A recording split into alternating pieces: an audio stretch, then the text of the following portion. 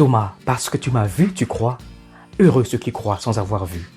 Voilà ce qu'a dit notre Seigneur Jésus-Christ à Thomas en apparaissant une seconde fois aux disciples réunis après sa résurrection.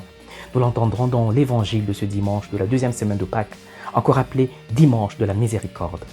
Quand le doute est honnête, quand il n'y a pas d'arrogance, quand vraiment nous nous remettons en question et nous sommes incapables d'aller au-delà du visible, la miséricorde de Dieu nous vient en aide. C'est le cas pour Thomas aujourd'hui. Le Christ qui apparaît 8 jours après sa première apparition à ses disciples réunis en son absence, lui qui refusa alors de croire parce qu'il n'avait pas vu de ses yeux ni touché de sa main le ressuscité.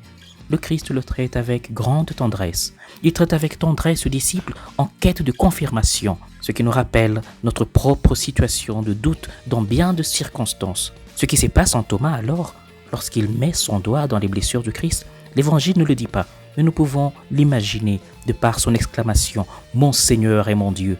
Nous pouvons imaginer toute la transformation intérieure qui s'opère dans les disciples, qui devient totalement croyant, comme les autres. « Parce que tu m'as vu, tu crois ?»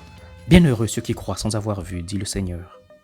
Le Christ ressuscité proclame la dernière béatitude, qui est parfaitement liée à la première qui a été proclamée pour sa mère, la bienheureuse Vierge Marie. Bienheureuse celle qui a cru. Et c'est notre béatitude à nous aujourd'hui, qui, bien qu'éloignée dans les temps de ces événements, sans avoir vu ni touché le Christ, mais simplement guidée par l'Esprit Saint, nous croyons, nous aimons et travaillons pour rendre visible Jésus ressuscité, en ces temps qui sont les nôtres. Et une des façons de le rendre visible aujourd'hui, c'est de l'imiter en vivant la miséricorde les uns envers les autres, comme lui le Christ l'a été envers ses disciples, ceux qui ont douté de lui après sa résurrection, ou ceux qui l'ont renié, abandonné ou trahi lors de sa passion, envers ceux qui n'ont pas cru en lui, ou ceux qui l'ont persécuté, calomnié, et ceux qui l'ont tué. Envers tous le Christ s'est montré miséricordieux.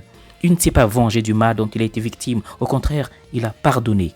Il me demande aujourd'hui de pardonner, en remettant l'offense à sa juste place pour me libérer, en l'empêchant de s'infecter en moi et de distiller son poison de haine dans mon cœur. C'est facile à dire pardonner, mais difficile à vivre. Pardonner, mais pas oublier, comme nous l'exhorte le pape François dans son encyclique Fratelli Tutti. Le pape nous rappelle que le pardon est relié à la paix. Il faut aimer tout le monde sans exception. Mais aimer un oppresseur signifie l'aider à changer et ne pas lui permettre d'opprimer le prochain.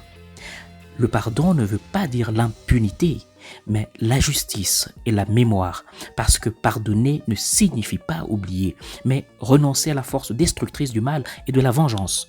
Nous sommes donc exhortés à ne jamais oublier les horreurs, comme ce que vivent nos frères et sœurs à Beni dans l'est du Congo, ou les génocides et autres massacres dont ont été victimes des millions de personnes dans notre région des Grands Lacs. Tout comme la Shoah, les bombardements atomiques de Hiroshima et Nagasaki ne doivent pas être oubliés. Ils doivent toujours être rappelés à nouveau pour ne pas nous anesthésier, à maintenir vive la flamme de la conscience collective. Tout comme il est bon et recommandé, il est important de faire mémoire du bien, comme nous le dit le psalmiste. En ce dimanche de la miséricorde, prie donc avec moi et demandons au Seigneur la grâce de la foi, cette foi qui vit le pardon.